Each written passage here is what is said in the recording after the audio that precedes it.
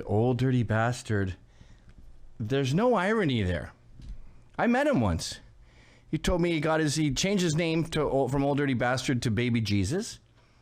And he got that name. I said, where'd you get to come up with Baby Jesus? And he goes, Wonder Woman gave it to me on Batman Island. Your brain's garbage, dude. Did you print out the sponsors? No, but I can. Please do. So we have a new thing we're doing, apparently. This might be a common thing, but I'm going to do a very short show today. We'll take some calls, not for long. But I did a show with Anthony Cumia of Opie and Anthony. Opie wasn't available, unfortunately. We tried, and then we talked to various agents, and they said, would you be happy with his sidekick, Anthony Cumia?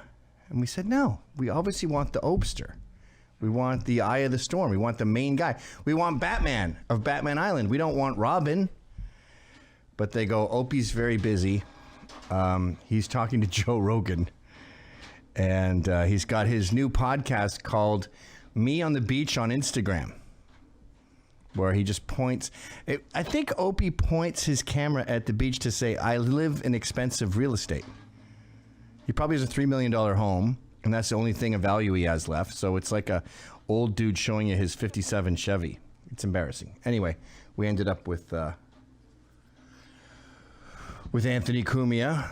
Dude, I gotta say, like when we came up with the concept, when I said, why don't I go there and we'll make it free on your site and free on my site, everyone can hear it. I thought that'll be fun, and it could only do good, cross-pollination, right? Maybe he gets some of our subs and we get some of his subs, and there's more people watching our shows, right? The more the merrier. But I'm sitting next to him and I'm like, wait a minute, he's the host, I'm in the passenger seat, he's running the show. He might be taking our subs. I kind of had this brief moment of like, I take my straw and I drink your milkshake. Like it says Anthony Cumia everywhere. And he's better than me. You need to come up with some graphics. You know, I don't know about that. I think he respects you in the same way that you respect him. But dude, if I do another show like Josh Denny, I love Josh Denny. If I do Josh Denny's show or Chrissy Mayer's show or Sherrod Small's show or Talib Starks, I'm just hanging out with the guy shooting the shit, talking about tits. I'm only halfway there. Like both my feet are not in because I'm repeating things I've said a million times and stuff like that. But with Anthony, like you have to be head to head with him on what he's talking about and then be thinking of your next point. And your next point better be outside the box. It can't be like, well, lots of people are like that, and some are like this, and some are like that, and the answer's somewhere in between. You can't have a derivative thought like that. You have to come up with original shit like, if black on Asian crime is not on the rise, crime is on the rise. And Asians tend to be victims, and blacks tend to be criminals. That disproportionately, I'm saying. Relax, calm down. Don't bring this up in a court of law. And that's what I just described there. That's 20 seconds of content. This is an hour and a half. So we're going to have that on the site. I want to call it compound censored if it becomes a regular thing. But I only have so much chi in me. So if I'm doing an hour and a half show, then I'm not doing another 2 fucking hours here. Especially because does anyone like these calls? Is anyone really going, oh, good, it's the call-in show? But I guess this will be the podcast, right? We'll still make this the free podcast. Can you hand me those papers? And Ryan, #1 rule of printing, never print color, you fucking boob. That's kind of racist, but sure. Okay. Always switch to grayscale. White scale. And ad guy, don't add little cartoons to the ad reads. Like Microsoft clip art? This cost me printer's ink. I'm so cheap that when I see InfoWars and I see he's got like 900 papers out there and I can see he's printing in full color, I go, ah. Even with Anthony, I can tell that he's printing from the actual article. I'm like, just print the link.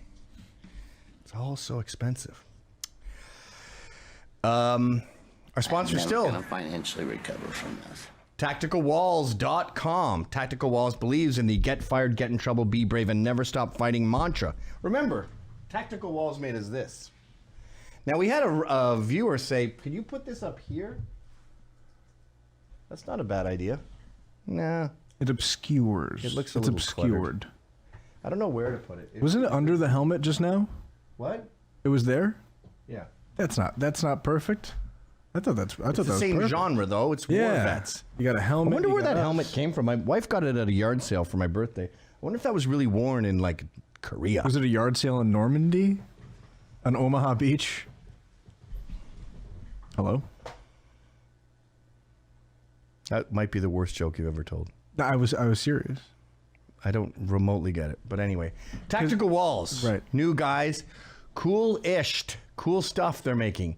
And it's not just a thing you can rest your gun on, although that's awesome. But they've got entire different sets. And, like, so there's things for guns, there's things for sports, there's things for all kinds of stuff. And there's all these cool secret compartment things. Like the tissue box. Like the drawer. Remember that shelf we had? That's going to be in our new studio. Where you move the statue, it activates, I guess, a magnet, and then boo, it drops down. Cool gun shit. Tactical Walls makes the defensive tools that give you a fighting chance. You want to keep a handgun or a shotgun hidden and secured inside your home? They got you. Tactical Walls make stuff for hiding guns, and they make stuff for displaying guns. And most importantly, they make it all in Virginia.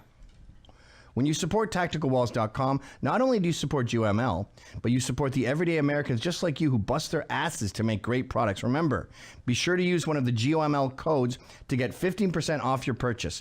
The codes include Gavin 15, Rye Guy, Heels, or Sunglasses. Heels and sunglasses are in lowercase. Rye Guy, the R and the G are capitalized. Gavin, the G is capitalized. Gavin alone, the G is capital, but that might just be irrelevant. I don't think it's case sensitive. Anyway, any of these passcodes will save you 15%. But most importantly, use the code so that Tactical Walls know where their customers are coming from. Because if you don't buy this stuff, we die. And they won't, the guy who ran it made it very clear that he goes, if this ad doesn't work out, I'm not just going to stop sponsoring the show. I'm going to kill you. Mm-hmm. And he goes, do you think I would make Tactical Walls just to hold guns? Like, what? I'm obviously a gun guy. Like, I wouldn't be some random stranger. I wouldn't make a spice rack. I don't know spices. But I know guns, so I made a gun rack. I'm a gun guy, he said. And then he said, when you least expect it, Yep. that's all you'll hear. You actually saved my life. Because he was like, I'm going to kill Ryan in front of you so it hurts you first before I kill you. And then you're like, oh, that wouldn't even bother me. And he was like, all right, I'm just going to kill you then. And I was like, that's what's up. So if you want us to live, go to tacticalwalls.com, put in the code, let's say Gavin15. I'll live either way. That's tacticalwalls.com, promo code Gavin. Support veteran-owned businesses who support us. Tacticalwalls.com, promo code Gavin, Gavin15. Hey, ad guy, stop writing www. Okay? It's not the year 2000. Thanks, Tactical Walls. We like you more than a friend. Hot as balls in here. True. It's not hot outside. Why is it so hot? Is it these lights? Maybe. What are you doing now? That makes zero difference, dude. Not true. Yes, zero difference. Why don't you try that? You can walk by the window. Anyway, Tactical Walls is cool. I had this cop at my Jimmy's like, you know what you got to do? You know the bucket by your front door there with your umbrellas and all that kind of stuff? He goes, what you want to do is you got a shotgun in there, right by the front door. You know, lower down, saw it off so it's lower. You don't see it. But that way, that's right by your door. I'm like, that's the worst advice I've ever heard. Cops often give bad advice, I've noticed.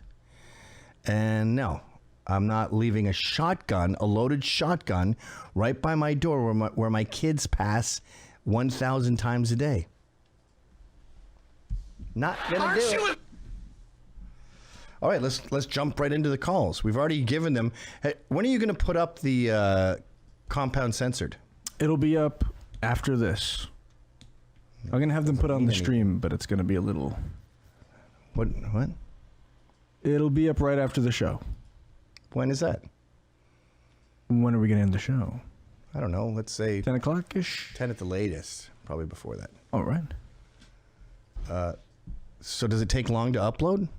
This is about, what is an hour and a half? Yeah, it'll take about 40 minutes or so. What is that? What are you doing over there? What is that? I don't know. I've never seen that before. What does it say? It says keychain, login keychain.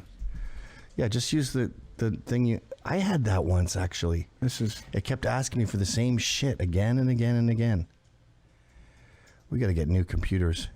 Or as my daughter said when she was 4, new McPuters.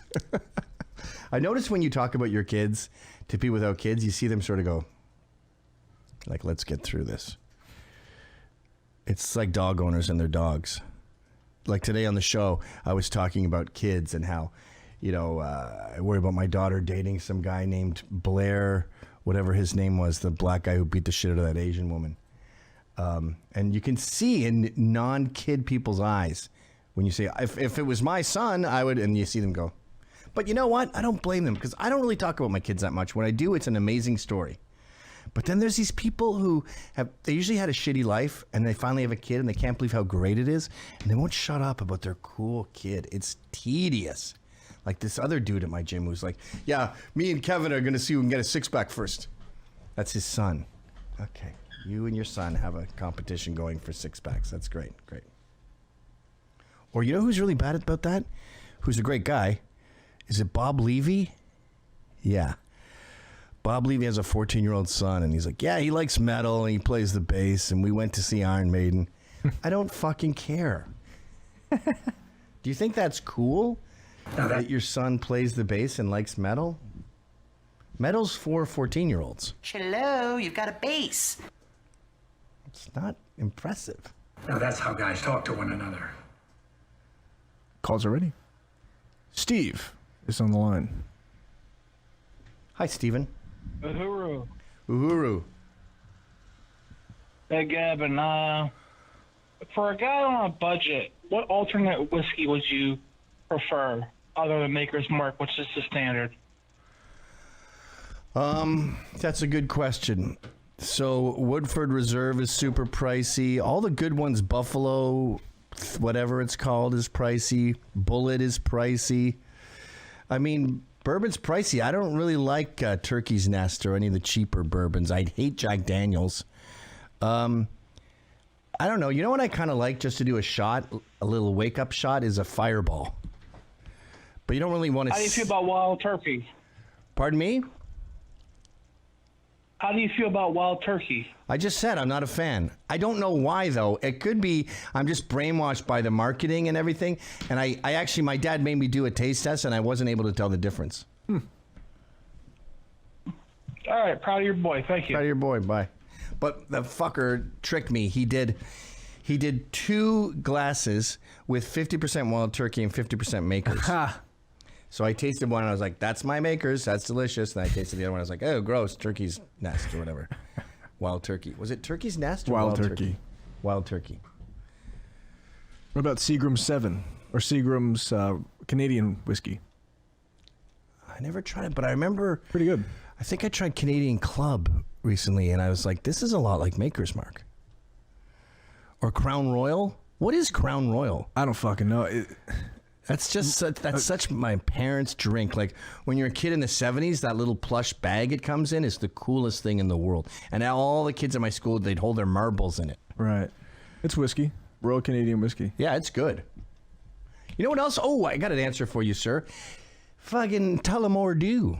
Ooh. With a how'd you do and a Tullamore Dew. Tullamore Dew is awesome. If there's no Maker's Mark and we're doing shots, I'd way rather have a Tullamore Dew than a Jameson.